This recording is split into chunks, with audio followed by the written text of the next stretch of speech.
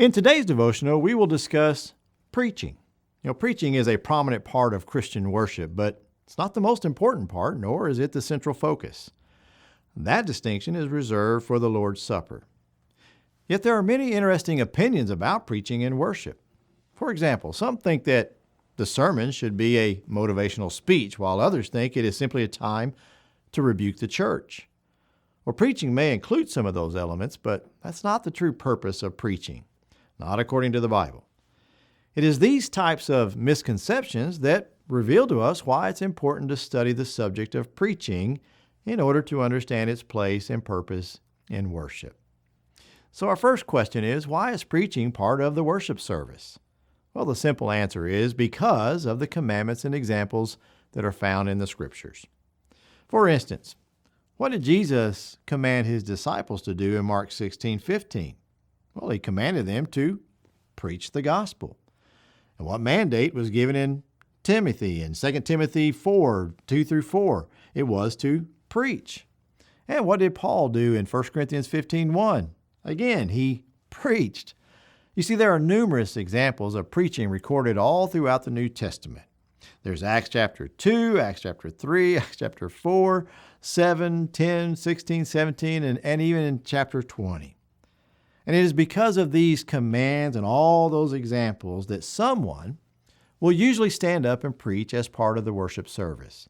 It happens every first day of the week in congregations all around the world. But a preacher's sermon must have a purpose.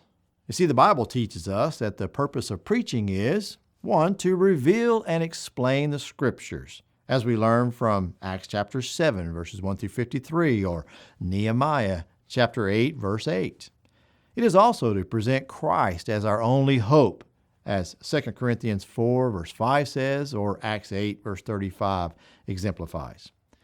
It is to promote Christian growth, as seen in Acts chapter 2, verse 42.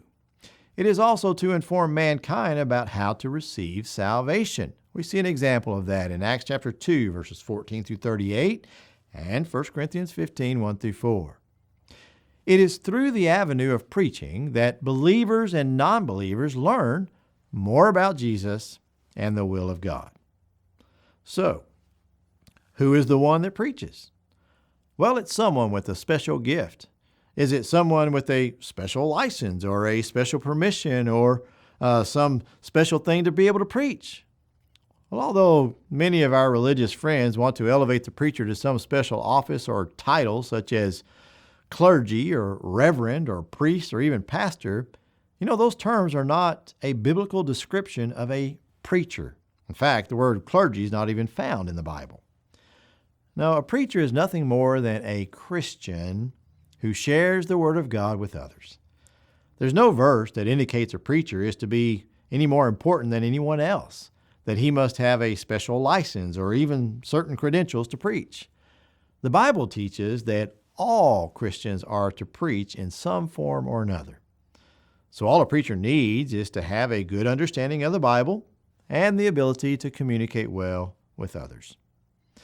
However, simply because everyone should and can preach doesn't mean that just anyone can step into the pulpit. And that's because a preacher must have an exemplary life.